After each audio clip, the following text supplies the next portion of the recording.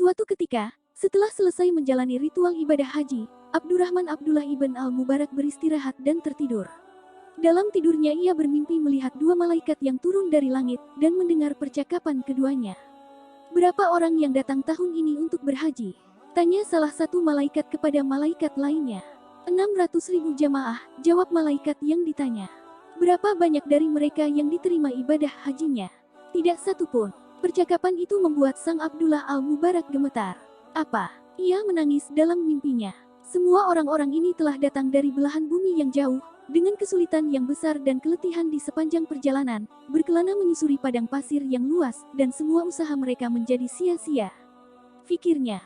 Sambil gemetar, ia melanjutkan mendengar percakapan kedua malaikat itu.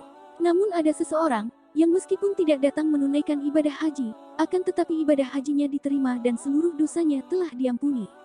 Berkat dia seluruh ibadah haji mereka diterima oleh Allah. Kenapa bisa begitu? Itu kehendak Allah. Siapa orang tersebut? Ali bin Al-Muwafaq, tukang sol sepatu di kota Damasik, Damaskus. Mendengar ucapan itu, Abdullah al-Mubarak pun langsung terbangun dari tidurnya. Sepulang haji, ia tak langsung pulang menuju rumah, akan tetapi langsung menuju kota Damaskus, Syria. Hatinya terus bergetar dan bertanya-tanya. Sesampai di sana, ia langsung mencari sang tukang sol sepatu yang disebut malaikat dalam mimpinya. Hampir semua tukang sol sepatu ia tanya, apakah ada tukang sol sepatu yang bernama Ali bin Al-Muwafaq?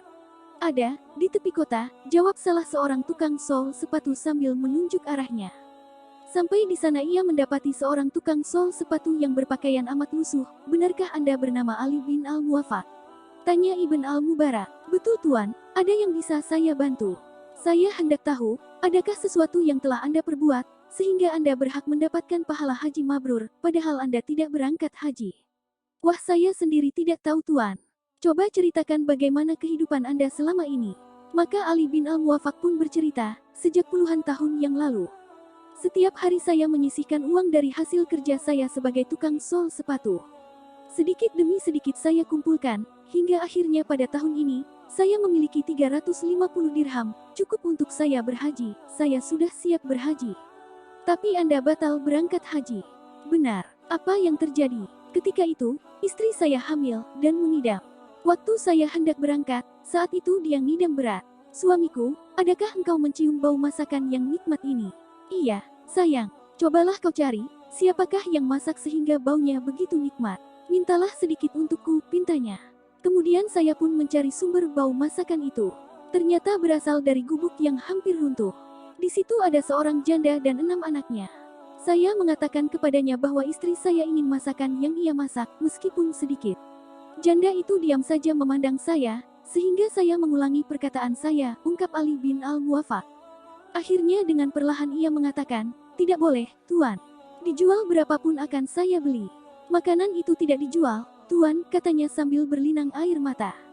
"Kenapa?" Sambil menangis, janda itu menjawab, "Daging ini halal untuk kami dan haram untuk Tuan." Dalam hati Ali bin Al-Muwafaq bertanya, bagaimana mungkin ada makanan yang halal untuk dia, tetapi haram untuk saya, padahal kita sama-sama muslim. Karena itu saya mendesaknya lagi, "Kenapa? Sudah beberapa hari ini kami tidak makan.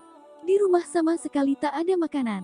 Hari ini kami melihat keledai mati, lalu kami ambil sebagian dagingnya untuk kami masak, dan kami makan," dengan sesenggukan janda itu menjelaskan. Mendengar ucapan tersebut, saya menangis, kemudian kembali pulang. Aku ceritakan perihal kejadian itu pada istriku, ia pun menangis. Hingga akhirnya, kami memasak makanan dan mendatangi rumah janda tersebut. "Ini kami bawakan masakan untukmu." Uang peruntukan haji sebesar 350 dirham pun saya berikan pada mereka. "Pakailah uang ini untukmu sekeluarga. Gunakanlah untuk usaha, agar engkau tidak kelaparan lagi." Mendengar cerita tersebut, Abdullah al-Mubarak pun tak bisa menahan air matanya. Ternyata inilah amalan yang dilakukan oleh Said ibn Muhafaz sehingga Allah menerima amalan hajinya meskipun dirinya tidak berkesempatan menunaikan ibadah haji. Terima kasih sudah menonton video ini. Jangan lupa di like, komen dan subscribe.